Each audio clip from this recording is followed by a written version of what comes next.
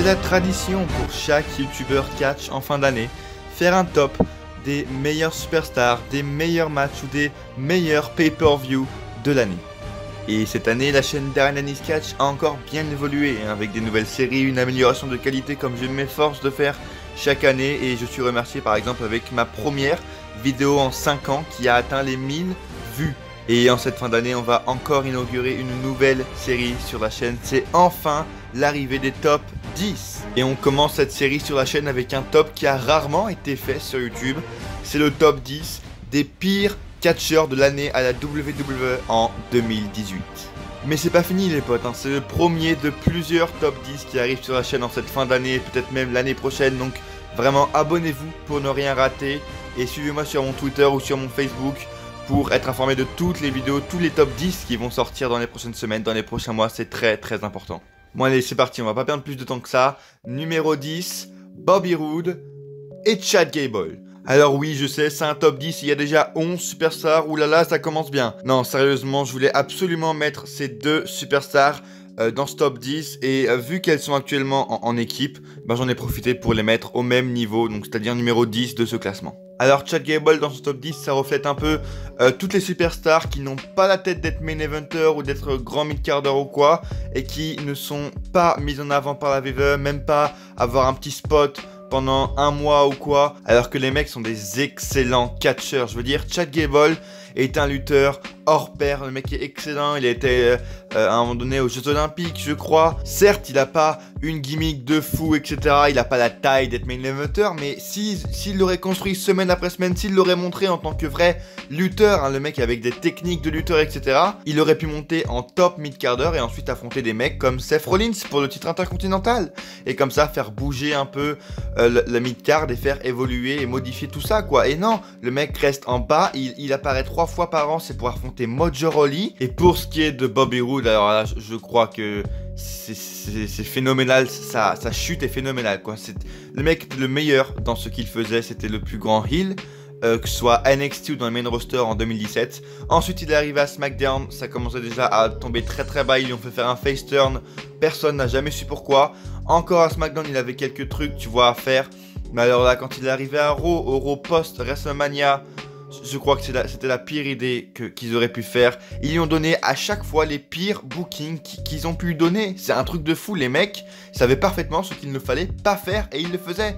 Et ensuite, il y a quelques semaines, Bobby Roode et Chad Gable ont été mis en équipe. L'équipe qui n'a jamais eu de sens, on sait jamais pourquoi du comment ils ont été mis en équipe. Je croyais réellement que cette équipe allait amener un heel turn de Bobby Roode et puis finalement il y a quelques jours, à l'heure où je parle, ils ont gagné et ils sont devenus les nouveaux champions par équipe de Raw, hein. C'est ces titres qui ne valent absolument plus rien. Les mecs sont absolument pas dans leurs éléments. Bobby Roode ne devrait pas être en équipe, ils sont dans une division où ils ne devraient pas être. Il est temps de faire un heel turn à Bobby Roode, c'est le seul truc qui peut le sauver de ce booking complètement désastreux. Numéro 9, Rusev. Le mec avait pourtant tout pour réussir. En novembre 2017, il avait réussi à relancer sa carrière et à créer le fameux...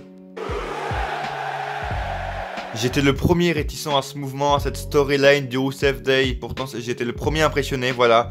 De novembre 2017 jusqu'à moins WrestleMania 34, c'était le truc le plus over de la WWE entière concrètement. Et la WWE n'a pas su en tirer tout le parti, tout l'argent qu'ils auraient pu en faire. Même si ce mouvement a été le numéro 1 des ventes de t-shirts à un moment donné. Voilà, Vince McMahon n'a pas voulu le pusher simplement parce que c'est pas lui qui a créé ce mouvement. Les bookers l'ont construit en heel alors que c'était le mec le plus apprécié de toute la WWE entière. Il avait une association qui marchait du feu de Dieu avec Aiden English et puis voilà, les mecs n'ont jamais rien voulu lui donner. En juillet 2018, il a été un challenger de transition avec AJ Styles où il a affronté le champion. Ils ont ensuite dissocié le Rusev Day je n'ai jamais compris pourquoi ils ont fait ça. Maintenant, ni Rusev ni Aiden English n'est montré à SmackDown, ils ne valent tous les deux plus rien. Bravo à Vince McMahon pour avoir encore gâché parfaitement deux excellents talents. Numéro 8, Shinsuke Nakamura. Alors là, je vous le dis concrètement, à partir de là, les catcheurs sont tellement maintenant du caca que j'ai été obligé de noter et de classer toutes ces superstars par rapport à leur palmarès. Shinsuke Nakamura, je le mets numéro 8, j'aurais voulu le mettre plus bas, mais voilà, C'est le mec, il a quand même gagné le Royal Rumble cette année, il faut pas se le cacher. Il a quand même eu un début d'année pas mal, je vous le dis, j'étais peut-être un des seuls à aimer la rivalité avec AJ Styles pour le titre. Il a eu un heel turn justement à WrestleMania qui était pas mal. Tout le monde croyait que ça allait être le renouveau de Shinsuke, qu'il allait enfin renaître. Les premières semaines étaient sympathiques, no speak English, etc. C'était très très sympa, j'aimais beaucoup. Et puis ensuite il a perdu encore. Il a gagné le titre US face à Jeff Hardy. Mais c'est pas parce qu'il a été champion US que ça allait mieux. Voilà, le mec a été champion US, mais on l'a vraiment jamais vu, je veux dire. De peut-être juillet jusqu'à octobre, on l'a peut-être vu 3 fois. Il a défendu son titre une fois, c'était à SummerSlam. Donc voilà, Shinsuke Nakamura est un des talents les plus gâchés. Son heel turn est gâché, mais je sais pas comment ils ont pu faire. Je l'ai mis numéro 8 parce que c'est un des seuls de tous ceux que je vais citer après. C'est un des seuls qui peut encore être sauvé. Numéro 7, Sanity. Alors là, on va parler de l'une des divisions qui fait le plus parler et qui énerve le plus les fans de catch du monde entier, c'est la division par équipe. Alors Sanity, c'est l'exemple parfait de la division par équipe actuellement. Les 3 plus gros psychopathes de la WWE, quand ils sont arrivés à SmackDown, je me suis dit putain, ça y est, ça va être les nouveaux champions. Dans 2 semaines, ils sont champions, ils vont battre les Bludgeon Brothers, hein, cette équipe aussi, on aurait pu en parler. Et puis les mecs, je crois qu'ils ont été décrédibilisés et dépouchés en un temps record. Hein. Je crois qu'en 3 semaines, les mecs commençaient déjà à perdre contre un Jeff Hardy, qui était blessé, ou même contre un New Day, donc c'était très très grave. Mais en fait, ce numéro 7, vraiment je classe toute la division par équipe, je ne classe pas que Sanity parce que c'est réellement honteux ce qui se passe avec la division par équipe actuellement. Hein. Vince McMahon ne veut pas donner un bon push et un bon booking aux divisions par équipe, alors qu'il a actuellement les meilleures équipes qu'il n'ait jamais eu. À SmackDown, on dirait qu'il n'y a que 3 équipes qui existent. Il y a le New Day, The Bar et les Usos. Et à Raw, il y a les Revival qui auraient pu encore être sauvés au début d'année 2018, mais là ils finissent avec les Lucha House Party. Ils jouent les face alors que c'est les heels avec la Lucha House Rule. Et les titres par équipe de Raw, je crois que c'est les titres qui valent le moins et qui ont le moins de prestige de toute l'histoire du catch. Même ma Peace a plus de prestige que ces titres par équipe. Vous avez compris? Peace, titre par équipe de Raw, Drake Maverick, vous l'avez? Numéro 6. Kevin Owens. Son début d'année était déjà très bancal, hein, une rivalité avec AJ Styles qui pour moi n'avait aucun sens. Ensuite on a eu un 1 contre 2 au Royal Rumble avec Sami Zayn. Il a ensuite eu une grosse rivalité avec Shane O'Mac qui s'est fini à WrestleMania dans le match retour de Daniel Bryan. Cependant, après WrestleMania au Superstar Shake-Up, quand il est revenu à Monday Night Raw, j'avais beaucoup d'espoir en lui. Hein. Je me suis dit, ça y est, Kevin Owens va revenir au sommet, au top, il va revenir main eventer, champion universel. Et puis en fin de compte, ça a été la désillusion. Hein. Rivalité avec Bobby Lashley, où d'ailleurs ce dernier a blessé Sami Zayn, hein, donc Kevin Owens s'est retrouvé tout seul. Il a continué avec une rivalité monstrueuse, hein, c'est le cas de le dire, avec Braun Strowman, qui a été une des pires rivalités de l'année concrètement. Il a démissionné, in kayfabe, ce qui était légitime et ce qui aurait pu relancer sa carrière, et il est revenu une semaine plus tard en attaquant Bobby Lashley, d'ailleurs ce dernier qui a fini au sens propre l'année de Kevin Owens en le blessant.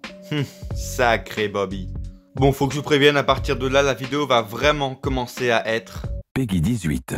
Donc toute âme sensible s'abstenir parce que là on va commencer à rentrer concrètement dans l'enfer. Numéro 5, Ember Moon. Son année commence vraiment à être dans le déclin au Raw post-Mania 34, hein, auparavant elle était à NXT TakeOver, donc tout se passait bien. Je voyais concrètement Ember Moon comme le nouveau visage de la division féminine, je la voyais championne, maximum à SummerSlam. Et puis finalement, hein, comme Sanity, au bout de 3 semaines, Ember n'est même plus apparue à la télé, elle a commencé à perdre face à Liv Morgan, ça a commencé vraiment à être le déclin, elle a rien eu pendant des mois et des mois. Elle est une sorte d'alliée de Ronda Rousey et de Natalya qui, elle, brille bien dans la spotlight de Monday Night Raw. Hein. Après, elle est tombée au mauvais endroit, au mauvais moment. Hein. C'est vrai que la division féminine de Raw est au plus bas. Malgré toutes les défaites et tous les défauts de booking qu'elle a subis cette année, j'espère une grande année et une bonne année en 2019 pour Ember Moon parce qu'elle peut encore être sauvée de ce booking. Numéro 4, Samoa Joe. Ou devrais-je plutôt dire Joel Sinoa parce que Samoa Joe est mort. Je répète, Samoa Joe est mort. Je répète, Samoa... En fait, c'est tout simplement incompréhensible ce qui lui est arrivé. Déjà, il commence l'année... Il commence pas trop l'année parce que de janvier jusqu'à Mania, le mec est blessé. Je crois qu'il revient vers le Raw post-Mania en confrontant Roman Reigns et en commençant une rivalité complètement dégueulasse. Il réalise l'un des pires matchs de l'année avec Roman Reigns à Backlash 2018. Et puis il a un gros passage à vide de juin à juillet, août, où on ne le voit plus du tout. Et quand on le voit, il gagne face à des jobbers. Et là, il commence enfin ce que j'appelle la rivalité de l'année avec AJ Styles pour le titre de la WWE. La rivalité est très personnelle, elle a bien évolué. Les matchs ont également très bien évolué, c'était une rivalité parfaite, les deux se connaissaient parfaitement. Il y avait la femme et la fille d'AJ qui étaient dans la rivalité. Et puis Samoa Joe nous prouvait dans cette rivalité qu'il était le meilleur actuellement à la WWE. Avec par exemple le fameux...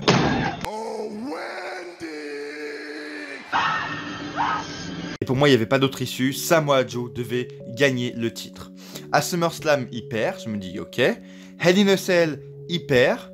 Et puis, Super Showdown, il perd encore.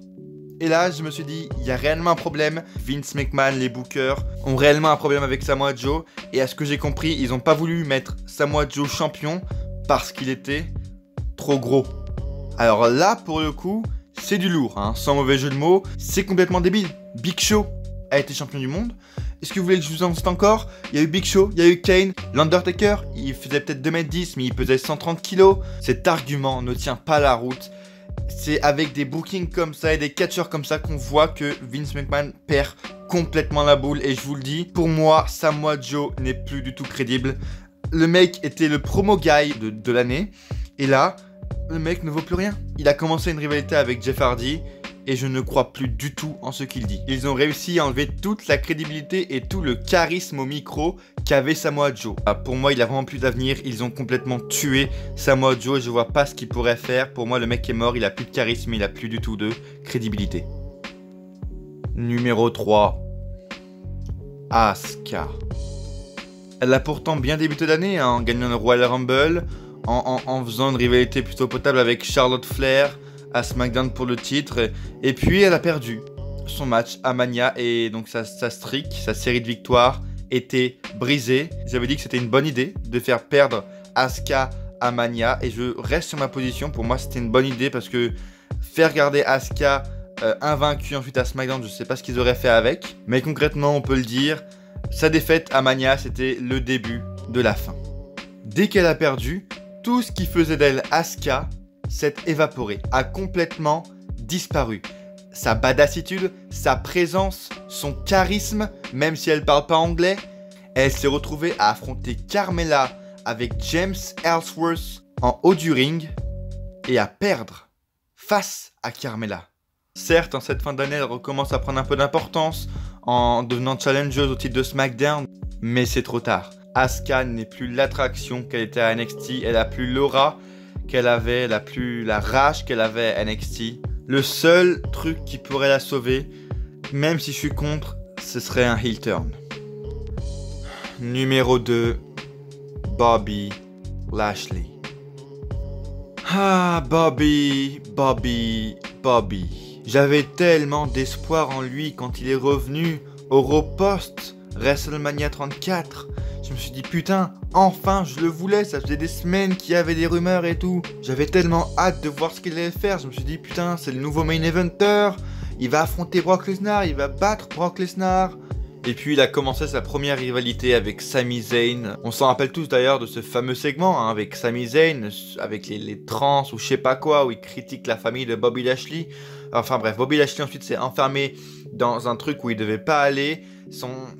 Sa gimmick de face a très mal marché, ça a été un gros échec. Hein. Le mec n'a jamais eu de grosse pop à part les 2 premières semaines de son retour. Il a commencé à avoir de l'espoir quand il a battu Roman Reigns à Extreme Rules. Il s'est rien passé, l'été a été vide pour lui. Et puis il a fait un heel turn sur Kevin Owens en le blessant, hein, comme on en a parlé tout à l'heure.